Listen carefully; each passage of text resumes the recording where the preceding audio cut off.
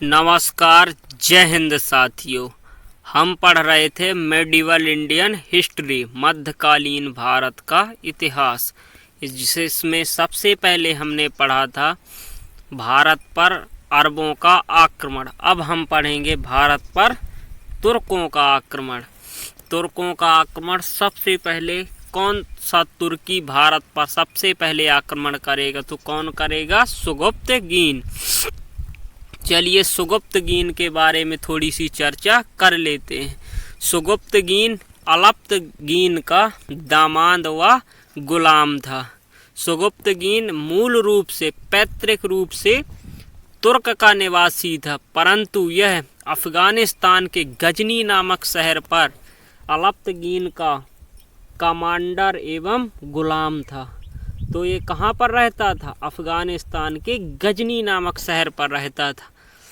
तो अलप्तगीन की मृत्यु 977 ईस्वी में, अलप्तगीन की मृत्यु के बाद गजनी का अगला शासक बनेगा सुगुप्तगीन, और ये स्थापना करेगा गजनी डायनेस्टी या यामनी डायनेस्टी या यामनी वंश की। और यह भारत पर आक्रमण करेगा। यह भारत पर आक्रमण करने वाला प्रथम तुर्क शासक था। जो भारत पर कब आक्रमण करेगा? 986 ईस्वी, सॉरी मिस टाइपिंग हो गया है, 997-98 ईस्वी में, 997-98 ईस्वी में यह आक्रमण करेगा। कहाँ पर? सिंध के पेशावर नामक स्थान पर, सिंध के पेशावर नामक स्थान पर आक्रमण करेगा। जिस समय पेशावर पर शासन कौन कर रहा होता है? राजा जयपाल। तो जयपाल के विरुद्ध आक्रमण करेगा और सुगुप्तगीन को इसमें हार का सामना करना पड़ा। तो सुगुप्तगीन के यहाँ पर हार हुई और सुगुप्तगीन मारा गया। तो सुगुप्तगीन की मृत्यु के बाद उसका पुत्र महमूद गजनबी गजनी के सिंहासन पर बैठा, और उसने सिंहासन पर बैठते ही कसम खाई कि मैं भारत पर हर बार आक्रमण करूंगा। और गद्दी पर बैठते ही 997-98 गद्दी में बैठते ही उसने सबसे पहले भारत पर आक्रमण करना शुरू कर दिया। तो भारत पर आक्रमण करेगा कौन अब? महमूद गजनबी। महमूद गजनबी कब से कब तक शासन रहा? 997-98 से लेकर 1030 में इसकी मृत्यु हो जाती। थोड़ी और चर्चा कर लेते हैं। महमूद गजनबी के पिता का नाम सुगुप्तगीन, जैसा कि हम चर्चा कर चुके हैं, और इसने सुल्तान की उपाधि धारण करने वाला प्रथम शासक था। कौन? महमूद गजनबी। और इसे उपाधि मिली हुई थी किसकी? मूर्ति भंजक और बुत किसन। मूर्ति भंजक अर्थात इसने मूर्तियों को तोड़वाया था, और बुत किसन की भी इसे उपाधि दी गई थी। यामनी वंश या गजनी वंश। अरबों का भारत पर आक्रमण करने का मुख्य उद्देश्य क्या था? तो क्या था? धन, यहाँ की धन संपत्ति को लूटना व मध्य एशिया में विशाल साम्राज्य की स्थापना करना था। तो भारत पर ये 1000 ईस्वी से लेकर 1027 ईस्वी तक महमूद गजनबी लगभग भारत में 17 बार आक्रमण करेगा। तो पहला तुर्की कौन था जिसने भारत पर आक्रमण किया? पहला अरबी था जिसने भारत पर सफलतापूर्वक आक्रमण किया और सफल रहा। तो वो कौन था? मोहम्मद बिन कासिम। और प्रथम अरबी कौन था? सुगुप्तगीन, जो जयपाल से सर्वप्रथम युद्ध लड़ा था और उसमें उसकी पराजय हुई थी। और उसी का पुत्र महमूद गजनबी भारत पर अब आक्रमण करेगा 1001 ईस्वी में। पहला आक्रमण करेगा जहां पर उसके पिताजी ने किया था। कहां कर? पेशावर नामक स्थान पर। और वो युद्ध कौन सा कहलाएगा? विहंद का प्रथम युद्ध। विहंद के प्रथम युद्ध में महमूद गजनबी 1001 ईस्वी में पेशावर नामक स्थान पर युद्ध करेगा, जहां पर शासक कौन होगा? जयपाल। और इस बार जयपाल को किसने हरा दिया? बेहंद के प्रथम युद्ध में महमूद गजनबी ने जयपाल को हरा दिया। और ऐसा इतिहासकार मानते हैं कि इस हार के बाद जयपाल को बहुत ही आत्मग्लानि हुई और उसने आत्महत्या कर ली थी। तो क्या हुआ था? इस हार के बाद वहाँ के राजा पेशावर का जो रूलर था जयपाल, उसने आत्महत्या कर ली थी और अपने ही पुत्र आनंदपाल को राज्य सौंप दिया था। किसको? आनंदपाल को राज्य सौंप दिया था।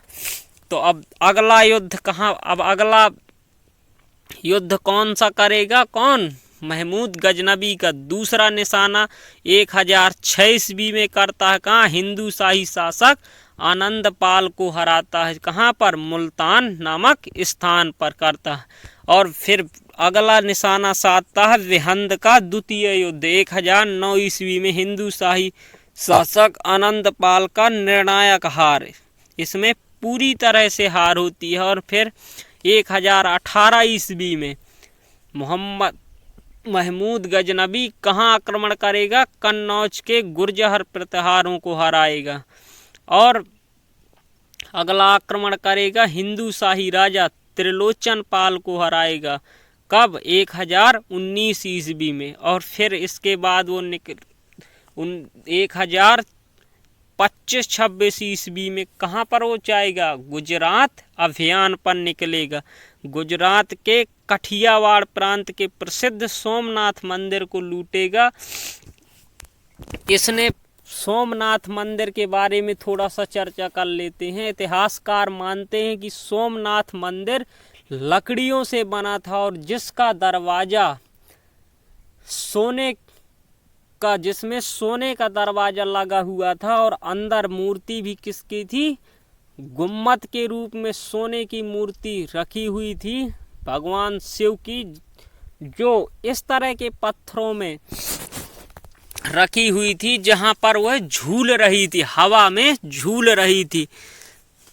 जब महमूद गजनबी ने उस मूर्ति को देखा तो वह आश्चर्यचकित रह गया और इसने वहां से अपार, इसका ये महत्वपूर्ण युद्ध कहा जाता है। सोमनाथ के मंदिर पर लूट इसकी बहुत फेमस है। यहाँ से अधिकतर क्वेश्चन बनते हैं क्यों। और ये जब सोमनाथ मंदिर को लूट कर ले जा रहा था तभी ऐसा इतिहासकार मानते हैं कि इसका जो सोने का गेट था वो जाटों ने हमला कर दिया था और वो सोने का गेट जाटों ने महमूद गजनबी से लूट लिया था।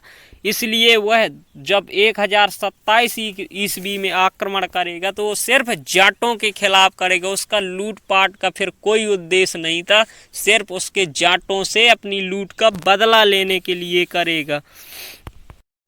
महमूद गजनबी के कवि, महमूद गजनबी का सबसे प्रमुख कवि था कौन दोस्तों? फिरदौसी इसका दरबारी कवि हुआ करता था जिसके द्वारा लिखी गई पुस्तक शाहनामा है। अनेक बार एग्जामों में पूछा जा चुका है कि फिरदौसी ने कौन सी पुस्तक लिखी थी, तो कौन सी दोस्तों? शाहनामा।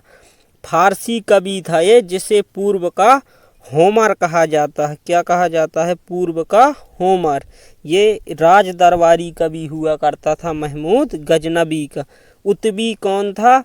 उत्बी भी इसका एक कवि, दरबारी कवि हुआ करता था जिसने लिखी थी किताब उल हिंद। और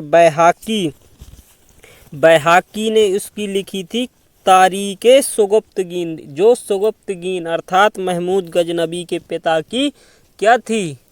आत्मकथा थी या जीवनी लिखी हुई थी उसने। किस पर? जीवनी थी। किसकी? सुगुप्तगीन की, जिसका बैहाकी ने लिखी थी, जिसका नाम था तारीके सुगुप्तगीन। अलबरूनी ने क्या किया था दोस्तों? अलबरूनी यह महमूद गजनबी के साथ भारत आया था, जिसने चचनामा का फारसियन में वर्णन किया है, फारसी भाषा में। ये किताब उल हिंद किसकी है? ये तो किताब उल हिंद उतबी की थी। अलबरूनी ने क्या किया था, चचनामा का दोस्तों फारसी भाषा में अनुवाद किया था। अब चर्चा कर लेते हैं उसे महमूद गजनबी को कौन सी उपाधियां और किसने दी थी या कौन से टाइटल दिए गए थे।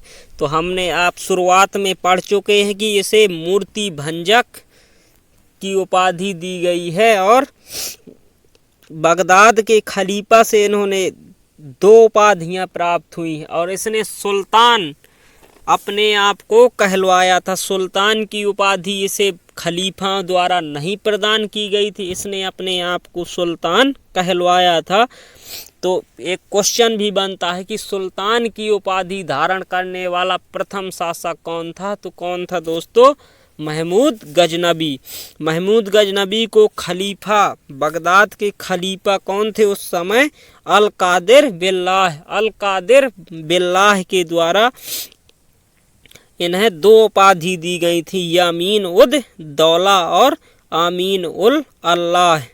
आमीन उल अल्लाह और यामीन उद दौला, ये 2 खलीफा क्या हुआ करते थे, खलीफा धर्मगुरु हुआ करते थे दोस्तों। धर्मगुरु को हम इस्लाम धर्म के धर्मगुरुओं को क्या कहा जाता था, खलीफा कहा जाता था। तो चलिए, और ऐसा इतिहासकार मानते हैं कि इसकी मृत्यु 1030 ईस्वी में हो गई थी। जब महमूद गजनबी ने हरियाणा के थानेश्वर महादेव मंदिर पर आक्रमण किया तो थानेश्वर महादेव के मंदिर से मूर्ति निकलाकर, चक्र स्वामी की मूर्ति निकलाकर बीच चौराहे में फेंकवा दी थी और उस मूर्ति को अपने घोड़ों से रौंदा दिया था। वह मूर्ति पूजा को समाप्त कर, वह हिंदू धर्म की में प्रचलित मूर्ति पूजा को समाप्त कर इस्लाम धर्म स्थापित करना चाहता था। तो यहाँ से एक दोस्तों महत्वपूर्ण विकल्प बनेगा कि थानेश्वर महादेव पर मंदिर पर कौन से भगवान की मूर्ति रखी हुई थी। तो नाम तो है महादेव लेकिन मूर्ति रखी हुई थी चक्र स्वामी, अर्थात भगवान श्री कृष्ण की मूर्ति रखी हुई थी। ये महत्वपूर्ण क्वेश्चन है एग्जाम की दृष्टि से, तो इसको याद रखिएगा। और नेक्स्ट, सोमनाथ मंदिर से रिलेटेड कुछ और रिवीजन कर लेते हैं। जब सोमनाथ मंदिर पर 1025 ईस्वी में महमूद गजनबी ने आक्रमण किया था तो उस समय वहाँ गुजरात पर रूलर कौन कर रहा था, कौन था शासक, भीम फर्स्ट शासक था। और ऐसा प्रश्न पूछा जा सकता है एग्जाम में कि जिस समय महमूद गजनबी ने सोमनाथ मंदिर पर आक्रमण किया था तो उस समय गुजरात का रूलर कौन था। तो कौन था दोस्तों, भीम फर्स्ट। और भीम फर्स्ट ने ही सोमनाथ मंदिर का निर्माण करवाया था। और लास्ट बार जब मंदिर में तोड़ फोड़ हो गई तो लास्ट बार निर्माण किसने करवाया था, सरदार वल्लभ भाई पटेल जी ने, जो कहलाते हैं भारत के बिस्मार्क। इन्हें भारत का बिस्मार्क क्यों कहते हैं, इसलिए कहते हैं क्योंकि इन्होंने सभी रियासतों का एकीकरण किया था। जिस प्रकार जर्मनी का एकीकरण बिस्मार्क के द्वारा किया गया था, उसी प्रकार भारत का एकीकरण सरदार वल्लभ भाई पटेल जी के द्वारा किया गया था। तो ये महत्वपूर्ण जो एग्ज़ाम की दृष्टि से हमें लग रहे थे हमने आपको करवा दिए। चलिए, एक सेशन यहीं पर ख़त्म होता है। क्लास कैसी लगी कमेंट सेक्शन के माध्यम से ज़रूर बताएं। जब तक के लिए धन्यवाद।